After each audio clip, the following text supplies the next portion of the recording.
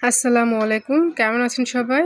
এই যে আমি গ্রামে বেড়াতে এসেছি, আর আমার বাবা বাজার করে নিয়ে আসছে পাট শাক, ছোট মাছ, নদীর ছোট মাছ, তারপর বিলের কই মাছ, আর কিছু সবজি।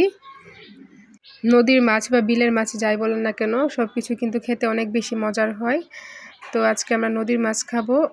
প্রথমে কই মাছগুলো একটি বালতিতে পানির মধ্যে রেখে দিল। কই মাছগুলো কিন্তু সবগুলোই তাজা ছিল, আর সবগুলো এই যে নাড়াচাড়া করছে, দেখে বোঝা যাচ্ছে। আর এদিকে আমার মা নদীর ছোটো মাছগুলো কেটে নিচ্ছে। আমার কাছে কিন্তু নদীর ছোটো মাছগুলো খেতে অনেক বেশি মজা লাগে। আপনাদের কার কার কাছে নদীর ছোটো মাছ ভালো লাগে অবশ্যই কিন্তু জানাবেন। এদিকে আমার মা ছোটো মাছ কাটছে, আর আমরা পাট শাকগুলো বেছে নিচ্ছি। কথা বলতে বলতে পাট শাকগুলো বাছা হয়ে গেছে। পাট শাকগুলো কিন্তু অনেক তরতাজা ছিল। আর এদিকে আমার মায়ের ছোটো মাছগুলো কাটা হয়ে গেছে, এখানে ভালোভাবে পরিষ্কার করে ধুয়ে নিচ্ছে। এই যে দেখুন, মাছগুলো কিন্তু অনেক তরতাজা ছিল, আর এই মাছগুলো কিন্তু খেতে অনেক বেশি মজা হয়।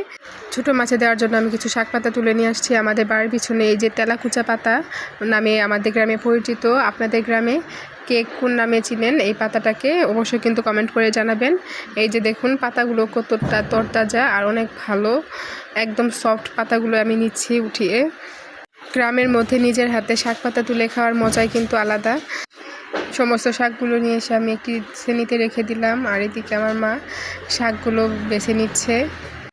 শাকগুলো ভালোভাবে কেটে নিচ্ছে। এখন ছোটো মাছ রান্না করবে, এর জন্য প্রথমে একটি কড়াইয়ে পেঁয়াজ মরিচ পরিমাণ মতো দিয়ে এগুলো ভালোভাবে মেখে নিচ্ছে। এখানে পরিমাণ মতো হলুদ গুঁড়ো, জিরে গুঁড়ো, ধনিয়া গুঁড়ো, মরিচ গুঁড়ো সব কিছু দিয়ে ভালোভাবে মাখিয়ে নিচ্ছে। আর পরিমাণ মতো তেল, লবণ সব কিছু কিন্তু দিয়ে দিয়েছে। ধুয়ে রাখা নদীর ছোটো মাছগুলো মশলার সাথে ভালোভাবে মাখিয়ে নিচ্ছে। এখন পরিমাণ মতো পানি এবং উপরে শাক পাতাগুলো ছড়িয়ে দিচ্ছে। আমার মায়ের হাতে এই ছোটো মাছের তরকারি কিন্তু খেতে অনেক বেশি মজা হয়, আমার কাছে তো অনেক বেশি ভালো লাগে।